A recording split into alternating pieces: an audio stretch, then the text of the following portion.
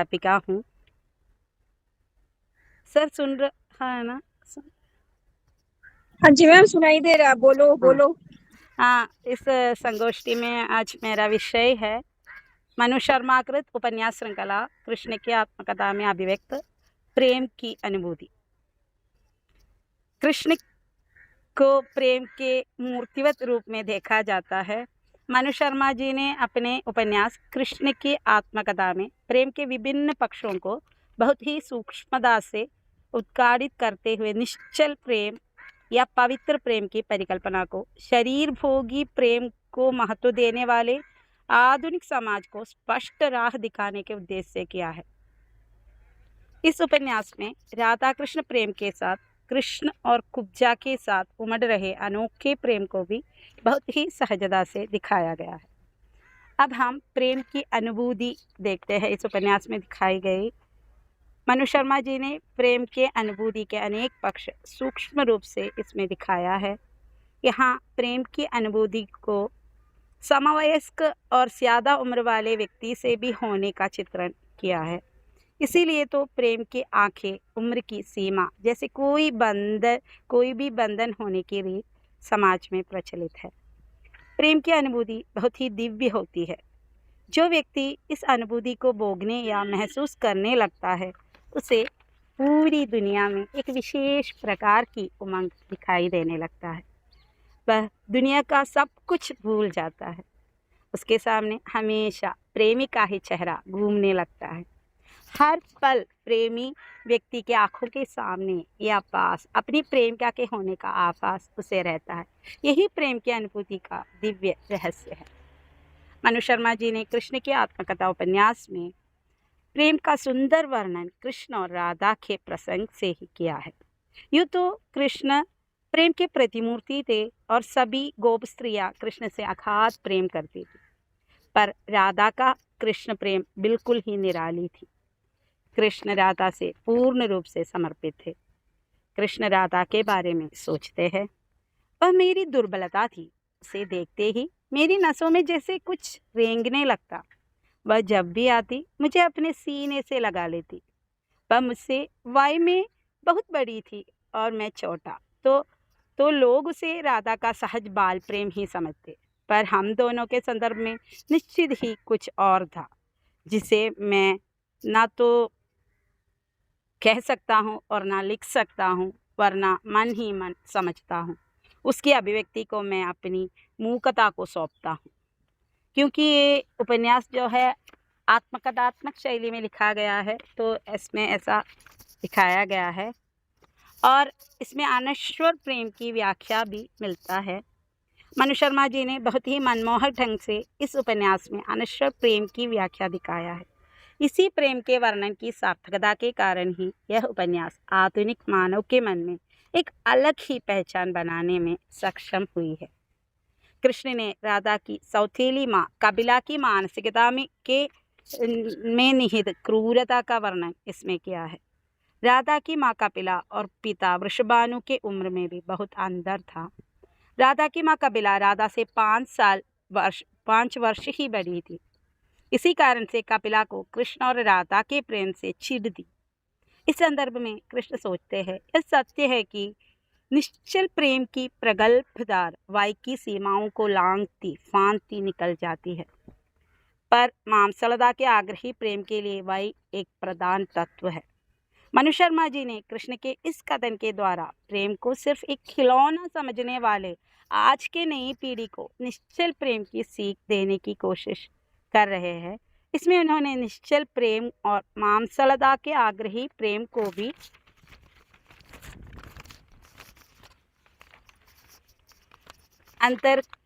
प्रेम के अंदर को बहुत ही सुंदर शब्दों में व्यक्त किया है।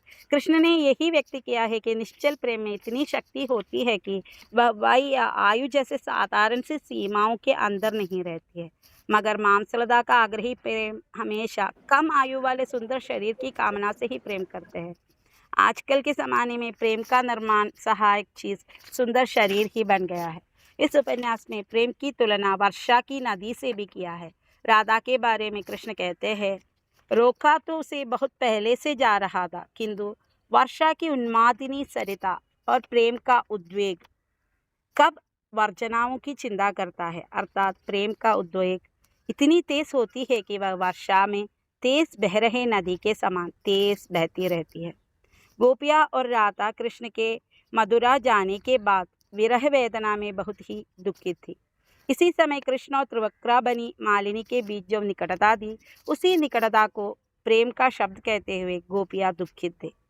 इस संदर्भ में कृष्ण सोचते हैं, गोपियों के प्रेम के कारण आत्मसम्मान को गहरा धक्का सा लगा। वह विरह में जल रही थी, छटपटा रही थी, पर उनमें से कोई मेरे पास नहीं आया। कृष्ण के इस सोच के द्वारा उपन्यासकार मनु शर्मा जी यह व्यक्त करना चाहते हैं कि प्रेम में एक अहम की भावना विद्यमान है। इसी अहम के कारण ही आज के ज़माने में गैर वैवाहिक संबंध या तलाक जैसी बातें बढ़ती जा रही है। जब प्रेम के आत्मसम्मान में गहरा धक्का लग जाता है या संशय रूपी एक अप्रत्यक्ष रूप का जन्म होता है, तो मानव मन में अहम पैदा होता है। प्रत्येक व्यक्ति इस अहम के कारण सोचने लगता है कि हालातों से समझौता करने का हक सिर्फ दूसरे व्यक्ति का है। मनु शर्मा जी इस बात के द्वारा आधुनिक समाज को यह व्यक्त करना चाहते हैं कि प्रेमी प्रेमिका को प्रेम के अहम को आने से पहले ही नष्ट कर देना है, नहीं तो बाद में यह एक बड़ी समस्या बन जाती है। प्रेम के महत्व को अंत में देखते हैं। प्रेम के महत्व को व्यक्त करते हुए कृष्ण कहते हैं, प्रेम कोई वस्तु नहीं है जिसे तोड़कर थोड़ा थोड़ा थोड़ा सबको बांटता फिरे। प्रेम तो समर्पण है। प्रेम दीपक नहीं है, पतंगा है। जलती तो दोनों है, किंतु दीमक बार बार जलता है, बार बार बुझता है, बुझकर भी जलता है, पर पतंगा एक बार जल जाने के बाद फिर नहीं जलता। प्रेम की अनश्वरता व महत्व को इसमें स्पष्ट रूप से दिखाया गया है। ये था मेरा जो छोटा सा प्रपत्र। मनु शर्मा जी ने इसमें प्रेम की व्याख्या और प्रेम और भक्ति के संबंध में भी लिखा है। प्रेम का जो घनीभूत रूप है उसे भक्ति के रूप में इस उपन्यास में दिखाया गया है। तो प्रेम की जो आधुनिक समाज में जो आजकल हम देखते आ रहे हैं, जो नई पीढ़ी के बीच, उसमें प्रेम की जो गहराई कितनी कम हो गई है उसके बारे में भी इसमें कहा गया है। ये था मेरा छोटा सा प्रपत्र। मुझे यहाँ एसएन कॉलेज और उसके इस वैलेंटाइंस डे विशेष संगोष्ठी में प्रपत्र प्रस्तुत करने का अवसर देने के लिए इसके आयोजकों को और डॉक्टर सजित सर को धन्यवाद। इस उपन्यास का नाम क्या था मनु शर्मा द्वारा लिखित? कृष्ण की आत्मकथा 8 श्रृंखला वाली एक उपन्यास है। अच्छा जी, मैंने कभी सुना नहीं ना, मैंने पहली बार सुना। बहुत अच्छे ढंग से आपने प्रस्तुत किया मैम, अब बधाई के पात्र है। हाँ, थैंक जी यू। मेरी जो पीएचडी का विषय भी था वही था मनु शर्मा को कृष्ण की आत्मकथा का जो हाँ, मिथकीय मैंने अध्ययन। पहली बार सुना ये उपन्यास, पर अच्छी कहानी थी, बहुत अच्छी लगी।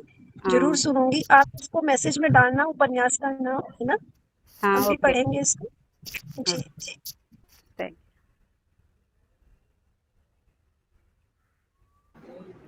बहुत बहुत धन्यवाद।